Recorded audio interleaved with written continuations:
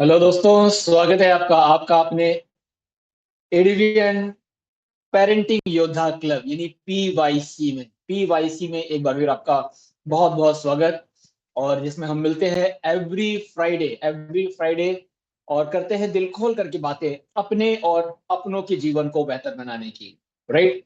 सो चलिए, इस सप्ताह हम एक बार फिर करने वाले हैं कुछ बहुत ही मजेदार मस्तियां, बहुत सारी धमाल, और जानने वाले हैं कि किस तरह से हम अपने फैमिली को, अपने परिवार को एक सुनहरी, एक खुशनुमा, एक बेहतरीन जिंदगी दे सकते हैं। सो लेट्स बिगिन।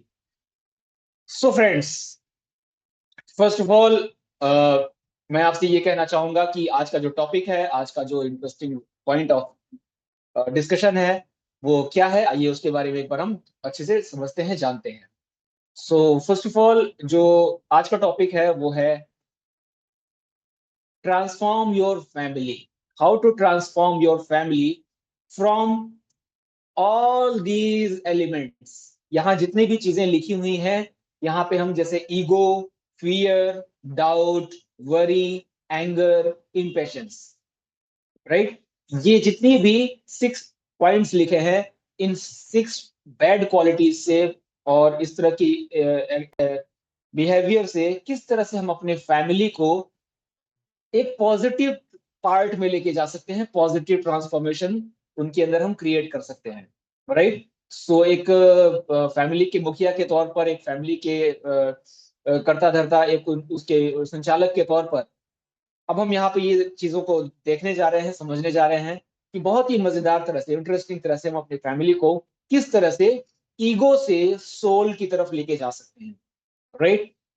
फियर से लव की तरफ लेके जा सकते हैं, डाउट से पावर, वरी से मैजिक, एंगर से फन एंड इम्पेशंस से क्रिएटिविटी की तरफ लेके जा सकते हैं। राइट दोस्तों। So let's begin the session. So दोस्तों, सबसे पहली बात मैं आपसे ये जो कहना चाहूंगा कि आज का ये जो टॉपिक है जिसमें हम ईगो से सोल, यानी कि हमारा जो माइंडसेट है, जो हमारा मन है, उससे सोल पे जाने की, अपनी आत्मा की तरफ बढ़ने की, पॉजिटिव सही क्या है उसको समझने की बात करें, तो हम अपने पूरे परिवार को, उसके फैमिली मेंबर्स को किस तरह से इसके लिए एक अच्छा एक्सपीरियंस दे सकते हैं, एक अच्छा इन्वायरमेंट दे सकते हैं। राइट। तो आइए उसको जानते हैं, उसको समझते हैं।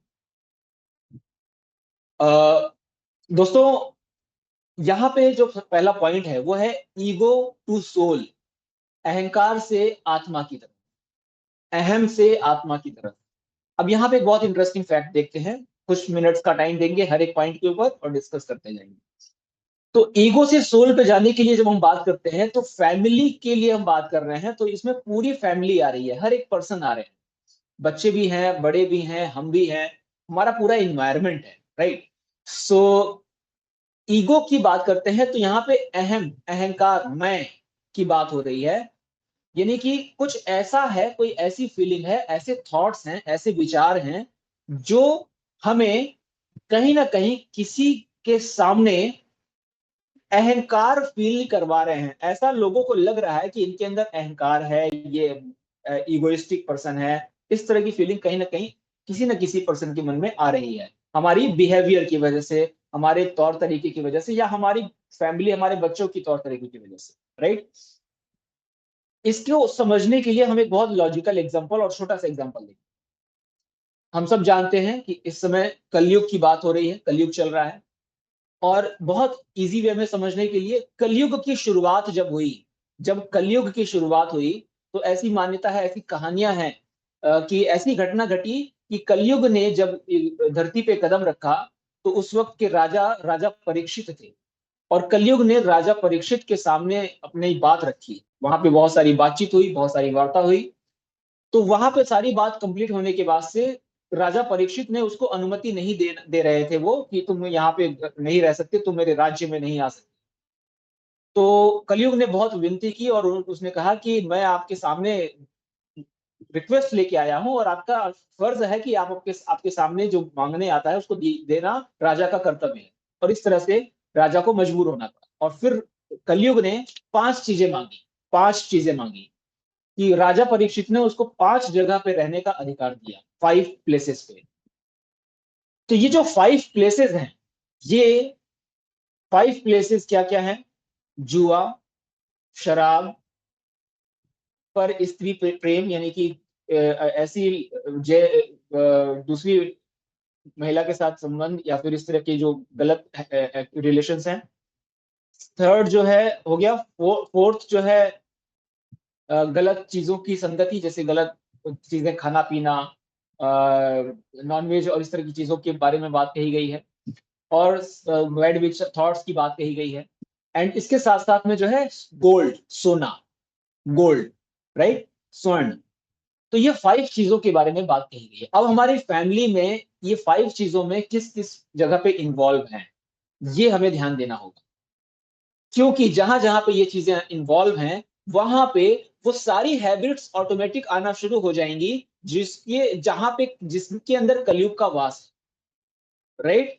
तो कलयुग उस हर एक जगह वास करता है जहां पे ये 5 चीजें होती हैं, और ये 5 चीजें अगर हम ढूंढने जाएंगे तो लगभग सभी जगह पे हमें आज के जमाने में देखने को मिल रही हैं। तो हमारे बच्चों के अंदर, हमारे अंदर और हमारी फैमिली के इन्वायरमेंट में क्या ये 5 चीजें समाहित हो रही हैं क्या? क्या क्या 5 चीजें?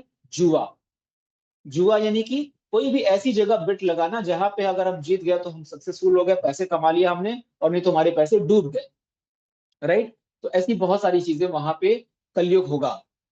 आ, ये सिर्फ और सिर्फ ताश के पत्तों से नहीं होता है, ये आजकल के बहुत सारे ऐसे ऑनलाइन गेम्स हो सकते हैं, जैसे लोग लूडो पे भी पैसे लगाते हैं, लूडो गेम पे भी पैसा लगाते हैं, लोग क्रिकेट पे पैसा लगाते हैं। ऐसे बहुत सारी जगह हैं जो अच्छी जगह से लोग पैसे अच्छी तरह से भी कमाते हैं।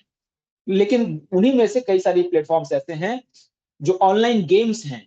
इस तरह की बहुत सारी जगह ऐसी है जहां पे लोग फेल होने का खतरा भी होता है, और बहुत बड़े लेवल पे वहां पे लोग लॉसेस सहते हैं। कलयुग का वास ऐसी बहुत सारी जगह पे हो सकता है। हमें सर्च करना होगा, फाइंड आउट करना होगा कि कहाँ कहाँ पे हो सकता है, हम कहाँ कहाँ पे अभी हमारी फैमिली इस तरह की चीजों में इन्वॉल्व हो रही है।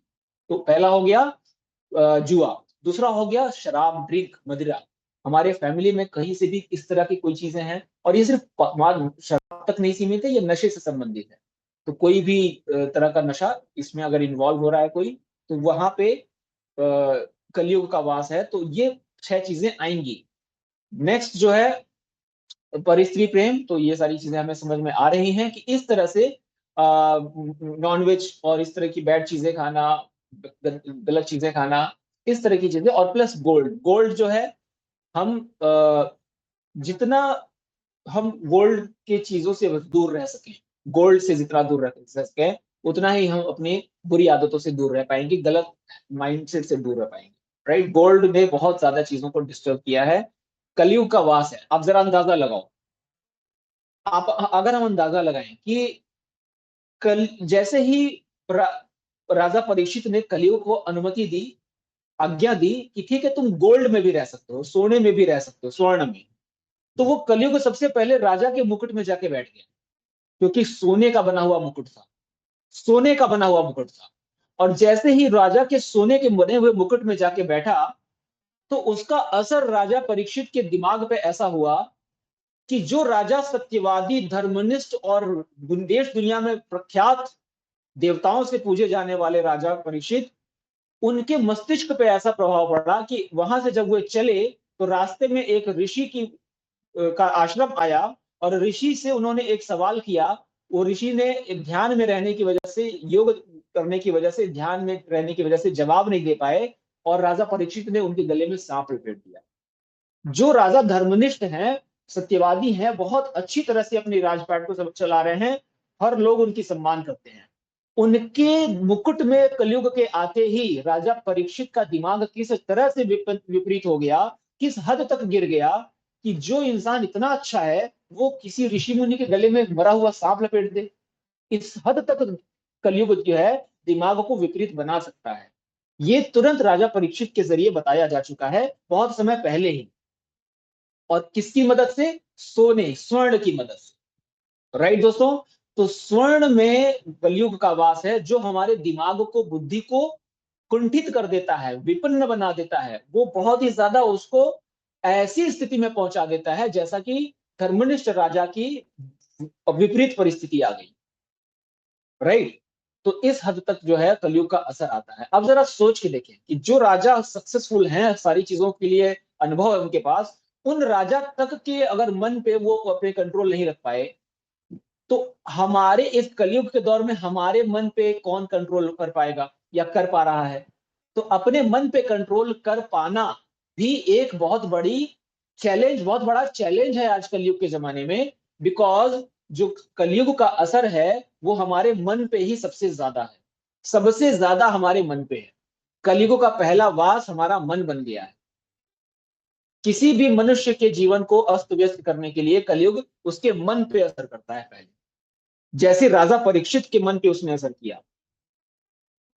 और हमारे इतिहास ने, पुराणों ने राजा परीक्षित और कलयुग की इस भेंट वार्ता की कहानियों ने हमें मैसेज दे दिया है कि देखो कलयुग ऐसा कुछ करता है और ऐसा करेगा। ये उस समय बता दिया गया था जब कलयुग की शुरुआत हो रही थी।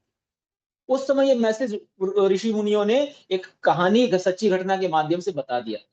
तो क्या मतलब समझ में आया कि कलयुग ऐसी जगहों पे रहता है और इस तरह से काम करता है, राइट? तो इसका मतलब ये हुआ कि हमें इन 5 चीजों से अगर हम अपने आप को सेफ रख सके, बचा सके, तो हम कलयुग से दूर रह पाएंगे और हम अपने आप को बहुत हद तक संभाल पाएंगे। संभाल पाने में हम कामयाब हो सकते हैं अगर हम उसकी शिक्षा लेते रहें, तरीका जानते रहें कि कैसे कलयुग को की आदतों को दूर रखना है। ये सारी चीजें हमें समझनी होगी। कैसे रखना है ये थोड़ा लंबा प्रोसेस है, लॉन्ग डिस्कशन वाला टॉपिक है, तो फिलहाल इसको हम बाद में कभी आप अलग से चाहें तो डिस्कस कर सकते हैं। इसके लिए अलग से हम आपके लिए, कोई भी जो लोग इंटरेस्टेड हैं वो पर्सनल इसके लिए अपना अलग से अगर डिस्कस करना चाहें तो लाइव सेशन में डिस्कस कर पाएंगे। फिलहाल हम आगे बढ़ते हैं। तो इस तरह से ईगो के ऊपर हमारा हक होता है। तो राजा परीक्षित के ईगो को हर्ट हुआ। ऋषि मुनि राजा को जवाब नहीं देते हैं, ऋषि मुनि को इतना अहंकार हो गया है, लो मरा हुआ सांप लपेट दिया। ये अहंकार, ईगो। उसके विपरीत जैसे ही वो घर पहुंचे, उन्होंने अपना मुकुट निकाल के जैसे ही रखा, तो वो राजा सत्यवादी अच्छे इंसान थे, कलयुग का भी शुरुआत हुआ था। तो उस वक्त वो वापस अपनी मति उनकी वापस आ गई, क्योंकि मुकुट हटते ही मति वापस आ गई, बुद्धि काम करने लगी। फिर उनकी तुरंत लगा कि अरे ये मैंने क्या कर दिया, ये तो मेरे से बहुत बड़ी गलती हो गई, मुझे ऐसा सांप नहीं लपेटना चाहिए। बुद्धि वापस आई। इसका मतलब कि कलयुग का असर खत्म होते ही मति वापस आ जाती है और फिर आत्मा उनकी जागी। तो ईगो से सोल, ईगो टू सोल, मति भ्रम से मति जागरण हुआ। तो राजा को एहसास हुआ कि मेरे से गलती हो चुकी है, तो वो तुरंत गए और उन्होंने माफी मांगने की शुरुआत की। इस तरह से हम किस तरह से ईगो से सोल पे अपनी फैमिली को ट्रांसफॉर्म करें। तो आप में से किसी का सवाल हो सकता है कि क्या हम सोना खरीदना बंद कर दें, गोल्ड खरीदना बंद कर दें? नहीं, समझना होगा गोल्ड क्यों खरीदा जा रहा है, पर्पज क्या है। तो गोल्ड में प्रॉब्लम नहीं है, गोल्ड के यूज में या उसके पीछे हमारा जो माइंडसेट है उसमें प्रॉब्लम। क्या है माइंडसेट? गोल्ड खरीदने के पीछे माइंडसेट है शो ऑफ, ईगो, आत्मसम्मान और बहुत सारी, और भी बहुत सारी चीजें। एक व्यक्ति अगर सोने की ईयररिंग अगर किसी मैरिज हॉल में, मैरिज पार्टी में गिफ्ट करता है, तो आसपास के 4 से 6 रिश्तेदार प्रेशर में आ जाते हैं कि उन्होंने अगर गोल्ड दिया है गिफ्ट, हमें भी करना पड़ेगा।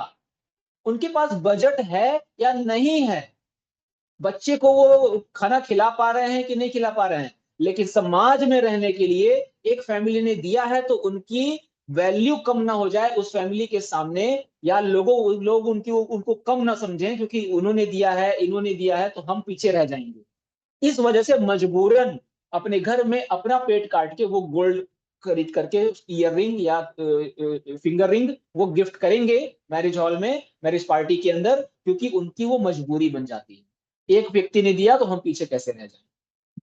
तो गोल्ड में प्रॉब्लम नहीं है, इस मैनेजमेंट में प्रॉब्लम है। और एक व्यक्ति जब किसी को गोल्ड गिफ्ट करता है तो 10 लोग प्रेशर में आ जाते हैं, फिर 10 लोग गोल्ड खरीदने की कोशिश करते हैं और सबकी फैमिली का मैनेजमेंट अस्त व्यस्त होने लगता है। और वही अस्त व्यस्त मैनेजमेंट के अंदर कलयुग का वास हो जाता है। उसी अस्त व्यस्त मैनेजमेंट का लक्ष्य कलयुग का होता है कि इनकी फैमिली को अस्त व्यस्त कर दिया जाए। राइट दोस्तों, इसलिए गोल्ड के लालच में या गोल्ड दे करके अपनी रिस्पेक्ट बनाने की ईगो में हम ना पड़े। इसको हम ईगो कहते हैं। उन्होंने दिया तो हम भी देंगे, हमारा फैमिली चाहे डिस्टर्ब हो जाए, दैट इज कॉल्ड ईगो। हमारी ईगो ऊंची रहनी चाहिए, हमारा सम्मान बढ़ना चाहिए, हम शो ऑफ करेंगे, हम अमीर हैं, बिकॉज हम गोल्ड दे रहे हैं तो हम अमीर हैं, फैमिली भले अस्त व्यस्त हो जाए, दैट इज कॉल्ड ईगो। इससे हम सोल पे कैसे ट्रांसफर होंगे? ईगो से सोल पे कैसे ट्रांसफर हो सकते हैं? वेरी गुड, बहुत बढ़िया क्वेश्चन आ गया। लेकिन ईगो से सोल पे ट्रांसफर होने के लिए हमें यह समझना होगा कि हम कितने अपने मन पे कंट्रोल कर पा रहे हैं। हमारा मन हमारे वश में है या फिर हम अपने मन के वश में? किस तरह से? एक फैमिली अगर है और उस फैमिली के पास, उस फैमिली ने गोल्ड गिफ्ट किया, किसी मैरिज पार्टी में गोल्ड गिफ्ट किया, तो हम उनकी देखने उनकी वजह से, हाँ वो फैमिली ने गोल्ड गिफ्ट किया क्योंकि उस फैमिली में वो अच्छी पोजीशन पे, अच्छी उनका फाइनेंशियल मैनेजमेंट इज गुड। हो सकता है, वो हो सकता है वो किसी अच्छी पोजीशन पे हो, अच्छे लेवल पे हो, वो किसी ना किसी ऐसी माइंडसेट में हो, उनका बिजनेस का इनकम इस तरह का हो, या हो सकता है कि उन्होंने भी प्रेशर में आकर के किया हो, ऐसा भी हो सकता है। तो उन्होंने किस वजह से किया? अगर उनका प्रेशर में आकर किया उन्होंने, तो वो गलत है, तभी भी उनको हम गलत मान सकते हैं, यस और नो? क्योंकि प्रेशर में आकर के करने का मतलब दिखावा कर रहे हैं। अगर वो सक्षम है और काबिल हैं फिर वो कर रहे हैं, तो उनके लिए तो वो ठीक है, लेकिन उनके देखा देखी हम करेंगे तो हमारे लिए नेगेटिव हो जाएगा, क्योंकि हमारा फाइनेंशियल मैनेजमेंट डिस्टर्ब नहीं होना चाहिए। तो हम ईगो से सोल पे कैसे जाएंगे? किसी ने गिफ्ट किया तो ये अच्छी बात है, हम वो गिफ्ट करेंगे जिससे हमारी वैल्यू भी बन जाए और हमारा काम भी बन डिस्टर्ब ना हो, हमारा बैलेंस भी मेंटेन रहे। तो क्या कर सकते हैं? ऐसी बहुत सारी हम एक्टिविटीज कर सकते हैं, बहुत सारे मजेदार इंटरेस्टिंग फैक्ट एंड फिगर्स को ध्यान दे सकते हैं, सोसाइटी में बहुत सारी इंटरेस्टिंग चीजें कर सकते हैं। क्या बहुत सारी ऐसी नई गिफ्ट की प्लानिंग कर सकते हैं, नए गिफ्ट आइडियाज पे काम कर सकते हैं, और इसमें खर्च भी ज्यादा ना हो, सोने के बराबर गोल्ड के लेवल पे, और फिर हम उसको अच्छा सा गिफ्ट दें। और वहां पे एक बार मैंने एक शादी पार्टी में जाने के समय एक अच्छा सा फोटो फ्रेम गिफ्ट करवाया, पैक करवाया, फ्रेम करवाया। किसका फोटो फ्रेम?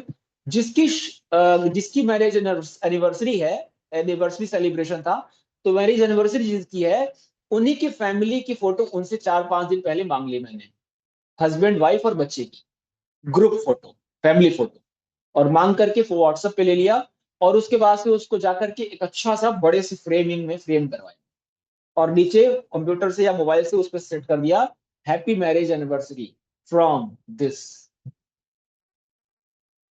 और साथ में उसमें एक छोटा सा क्यूआर कोड या फिर अपना एक मैसेज दिया, छोटा सा नीचे लिख दिया, अपने बिजनेस और सोर्स ऑफ जो भी हमारा मनी का सोर्स ऑफ इनकम है, उसका छोटा सा लिंक दे दिया मैंने, नाम भी दे दिया, happy marriage anniversary from my name and the owner of this organisation, और क्यूआर कोड दे दिया जिसको स्कैन करके आप कॉन्टेक्ट डिटेल्स पा सकते हैं। Very good. तो ये इतनी सुंदर तरह से डिजाइन किया गया था कि वो प्रेजेंट नहीं हो रहा था कि मैंने अपना बिजनेस प्रमोशन किया है, इतना अच्छे से डिजाइन किया गया। बट वो फोटो फ्रेम इतना सुंदर है कि उसको देखते ही उस पर्सन के मुंह से निकला वाओ, मेरे सामने वो उन्होंने गिफ्ट पैक ओपन किया, और वाओ, और वो अभी तक अपने रूम में उन्होंने सेव करके रखा हुआ है, कभी भी मैं मेरी नजर पड़ती है तो मैं देख, अभी तक उन्होंने सेव कर, राइट? तो वो जो वाव वाला फीलिंग है ना, और अभी तक सेट करके रखना कमरे में, दैट इज, वो कुछ ना कुछ इमोशन क्रिएट कर, राइट? तो मेरे लिए वो मुश्किल से 150 रुपए भी नहीं खर्च हुए।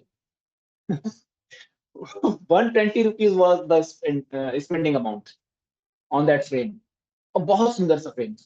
सो मीन्स मैंने गोल्ड गिफ्ट नहीं किया, एंड मेरा फाइनेंशियल मैनेजमेंट गुड, मेरा उनके साथ relation good, my gift was super best, right? So इस तरह से मैंने अपने सोल का सुना, आत्मा का सुना, किसी ने क्या किया उसको मैंने नहीं सुना। ऐसे ही बहुत सारी अच्छी चीजें हो सकती हैं, राइट? तो फिलहाल हम इस टॉपिक से आगे बढ़ते हैं, ईगो टू सोल। नेक्स्ट जो है इंटरेस्टिंग बात हम क्या यहाँ पे देख सकते हैं कि fear to love, fear to love में अगर हम ध्यान दें, तो हमारी फैमिली में फियर ना हो, और वहां पे फियर की जगह लव हो, ऐसा हम क्या कर सकते हैं? एग्जाम्पल देता हूं छोटा सा। एक बार एक फैमिली के अंदर एक बच्चा जिसकी उम्र महज 7-8 साल, 6 या 7 साल रही होगी, अपने स्कूल जाता था, पढ़ाई करता था, वेरी गुड। स्कूल से एक बार घर आया, तो घर आया, खाना पीना खाया और बैठ गया पढ़ने के लिए। तो उसको उसकी पढ़ाई के दौरान उसके माता पिता को, उसके पेरेंट्स को पता चला कि इसके पास ये जो पेंसिल है ये इसकी नहीं है। क्योंकि पता चल जाता है ना कि ये पेंसिल हमने कभी खरीदा ही नहीं, तो इसको कैसे मिल गई? ये पेंसिल किसकी है? आपके पास तो 2 पेंसिल ऑलरेडी रखी है, थर्ड पेंसिल किसकी है? तो बच्चे ने किसने कुछ नहीं बोला। फिर 1-2 बार ऐसा हुआ, नेक्स्ट टाइम फिर से ऐसा ही हुआ, सेकेंड टाइम जो हुआ तभी भी ठीक ठाक, चलो ओके डन, कोई बात नहीं, जिसकी है उसको दे देना। थर्ड टाइम फिर से पेंसिल घर में आई, तो थर्ड टाइम पे उस बच्चे को कहा गया कि ये बार बार पेंसिल क्यों आ रही है किसी और की। और उस टाइम पे उस फैमिली में फादर का डिसीजन रहा कि इस तरह से अगर इस बच्चे को बार बार पेंसिल लाने का फ्रीडम मिल जाएगा, तो वहां पे उस बच्चे के अंदर पेंसिल चोरी करने की आदत पड़ जाएगी। उस बच्चे के अंदर चोरी, उसको लगेगा कि मेरा बेनिफिट हो रहा है, मैंने उसकी पेंसिल ले ली तो मेरा फायदा हो गया। इसके मतलब उस बच्चे के अंदर चोरी करने की आदत पड़ जाएगी। और इस तरह से उस बच्चे के अंदर चोरी करने की आदत की शुरुआत हो जाए, ऐसा न हो, इसलिए उन फादर ने और मदर ने आपस में डिस्कस किया, और फिर उस बच्चे के सामने उन्होंने बहुत सिंपल तरह से बात रखी कि ये पेंसिल किसकी है। बच्चा कुछ नहीं बोला, प्यार से उन्होंने पूछा, और बच्चे को फिर उन्होंने ये दोस्त की है, हाँ हाँ दोस्त की है, खेलते खेलते रख लिया, कोई बात नहीं। अब नेक्स्ट टाइम से इसको कल जाके वापस करना है, और अब कभी भी किसी की पेंसिल नहीं लानी चाहिए, किसी और का सामान लेना बैड हैबिट है, गलत बात। चोरी नहीं करनी चाहिए किसी और की चीजों को लेके, चोरी नहीं, उसको चोरी नहीं करना चाहिए। अच्छे बच्चे चोरी नहीं कर, मतलब इस तरह की बहुत सारी प्यार से बातें उन्होंने समझाई। छोटा बच्चा था, उनकी बात उसको समझ में आई। दो तरह से इस बात को डील किया जा सकता है। एक, डरा के, तुम चोरी कर रहे हो, क्यों चोरी कर रहे हो, किसी और का सामान क्यों लाते हो, एक ये भी लहजा हो सकता है। और दूसरा कि किसी और का सामान नहीं लेना चाहिए, चोरी करनी गलत बात। तो हम उस फैमिली के अंदर कैसा इंवायरमेंट क्रिएट कर रहे हैं? एक पेंसिल अगर गलती से आई तो उस बच्चे को डराया नहीं गया, बल्कि उसको प्यार से यह समझाया गया कि चोरी करना इज बैड, और उस बच्चे ने कभी चोरी करना नहीं सीखा। सो इट मीन्स, इसका मतलब है कि हम अपनी फैमिली के अंदर फियर क्रिएट कर रहे हैं या लव क्रिएट कर रहे हैं, दैट इज कॉल्ड। ये सारी चीजें हमारी स्किल, हमारे तरीके पे डिपेंड करती हैं कि हमारा बात करने का तरीका क्या है, उस सिचुएशन के अंदर हमारा जवाब और उसका रिस्पॉन्स देने का तरीका क्या है। किसी फैमिली में ऐसी भी सिचुएशन बन जाती है कि इतने ही देर में उस बच्चे से बातचीत करना तो दूर, उसको 2 थप्पड़ पड़ जाते हैं। किसी फैमिली में ऐसा भी होता है।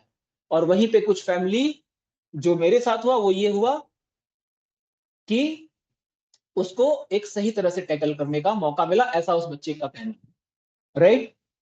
और इस तरह से फियर से लव पे कैसे हम ट्रांसफर हो, और अपनी फैमिली में हम देखना शुरू करें, नोटिस करना शुरू करें, because we are guardians, we are guardians. और हम अपनी एक नोटबुक, फैमिली बुक नोटबुक बनाएं, और उसमें हम एकदम शांति से बैठ के लिखें कि हम अपने फैमिली में कहाँ कहाँ पे फियर क्रिएट कर रहे हैं, कौन कौन सी सिचुएशन में हमसे लोग डरने की तरफ आगे बढ़ रहे हैं।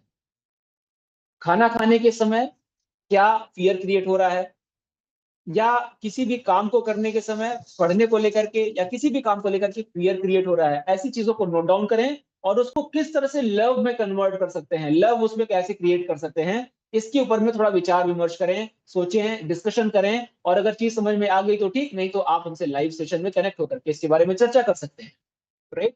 सो इस तरह से हम अपने फियर को कैसे मैनेज करें। इसी तरह से डाउट को पावर में कैसे बदलना है, डाउट को पावर में, तो डाउट को पावर में बदलने का तरीका, चैलेंजिंग टास्क दे सकते हैं बच्चे को, चैलेंजिंग टास्क दे सकते हैं, फैमिली मेंबर्स को हम चैलेंजिंग टास्क दे सकते हैं। बच्चे को टास्क देना है तो सुबह सुबह हम टहलने निकलते हैं, और 15-20 मिनट टहलने के बाद से जब वापस आने लगे, तो 4 साल, 3 साल, 2 साल, 1 साल, 4 साल, 3 साल, 5 साल, 7 साल का बच्चा अगर है, तो वापस आने के समय पे कभी कभी कुछ मिनट के लिए या कुछ सेकंड के लिए बच्चे को, रेगुलर वो 15 दिन से 1 महीने से अपने घर वापस चलते हुए, अपने पैरों से चलते हुए आ रहा है, तो जब वो पिछले 10 दिन से उसी रास्ते से आ रहा है, इसका मतलब उसको रास्ता याद हुआ कि नहीं हुआ।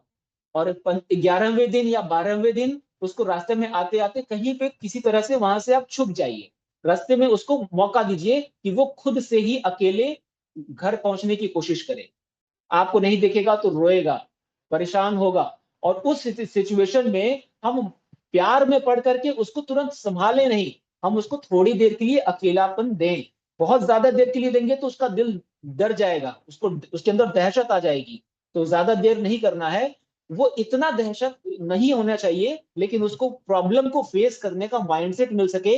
इसलिए 10 सेकेंड 15 सेकेंड हम उसको देखते रहें कि वो क्या कर रही है या क्या कर रहा है। उस सिचुएशन में वो प्रॉब्लम में फंस सके। रो तो नहीं रहा है, अगर रोता है और लगता है कि अब ये दिल टूट जाएगा इसका, तो तुरंत सामने आ जाइए और उसको मनाइए। और लगता है कि नहीं ये शांत है और रास्ता ढूंढने की कोशिश कर रहा है, तो उसको शांत रहने दीजिए और उसको रास्ता ढूंढने का मौका दीजिए, जितनी देर तक कर सकते हैं। और कई बार कुछ बच्चे इसी तरह से चलते चलते अपने घर तक पहुंच जाते हैं। एक मदर ने अपने बच्चे को इसी तरह से रास्ते पे, आधे रास्ते पे छोड़ दिया और थोड़ा किनारे हो गई, और उसको अकेला छोड़ दिया और उसको देखने लगी कि वो क्या कर रहा है। और बच्चा रोया नहीं और धीरे धीरे चलते हुए अपने घर तक पहुंच गया। इससे क्या बेनिफिट हुआ, इन केस बच्चा कभी रास्ता भटक जाए, कहीं किसी जगह पे गुम हो जाए, तो अपने घर पे आने का रास्ता उसको मालूम होना चाहिए। ये हम ट्रेनिंग, और इससे साथ साथ में प्रॉब्लम को फेस करने का कॉन्फिडेंस और माइंडसेट मिल जाता है। तो अलग अलग बच्चों का अलग अलग माइंडसेट होता है। इसी तरह से बड़े लोग अगर हमारी फैमिली में, हमारे बच्चे बड़े हो गए हैं, 12 साल 22 साल इस तरह के हो चुके हैं, तो उनके लिए हम क्या कर सकते हैं कि हम कहीं टूर पे जा रहे हैं, तो टूर पे बहुत सारे अलग अलग तरह के टास्क होते हैं। टूर की प्लानिंग बनाना, डेली रूटीन सेट करना, कौन सी जगह पहले जाएंगे, कौन सी जगह बाद जाएंगे, होटल जाके बुकिंग करना, और फूड जो हम रेस्टोरेंट में जाते हैं तो फूड ऑर्डर करना। ये छोटे छोटे टास्क बच्चों से करने का मौका दें। राइट, ऑटो वाले को पेमेंट करना, टिकट बुकिंग करना, ऐसे बहुत सारे टास्क हम उनको देने करने का मौका दें। पैसों के खर्च पे अपनी नजर रखें। इससे उनको नई स्किल आएगी, लाइफ स्किल उनको सीखने का मौका मिलेगा। राइट, इस तरह से चैलेंज दे सकते हैं। इसी तरह से एंगर और ऐसी इंपेशेंस, इसको भी इसी तरह से हम बहुत सारे अलग अलग तरीके से मैनेज कर सकते हैं। डांट पिटाई की जगह पे प्यार से, फन से, खेल खेल में हम गुस्से की जगह खेल खेल करके उसको हम कैसे सिखा सकते हैं, ये भी हम करें। धैर्य रखें, क्रिएटिविटी की तरफ लेके जाएं, ड्राइंग, पेंटिंग, और बहुत सारी इंटरेस्टिंग मॉडल्स बनाना घर के अंदर छुट्टियों के दिन, टाइम स्पेंड करने का मौका दें। छुट्टी में 2 घंटे का प्लान रखें हर सप्ताह कि हम इस बार अपने घर का मॉडल बनाएंगे या फिर अपने प्लेनेट का मॉडल बनाएंगे। इस तरह की चीजों को हम इन्वॉल्व करें।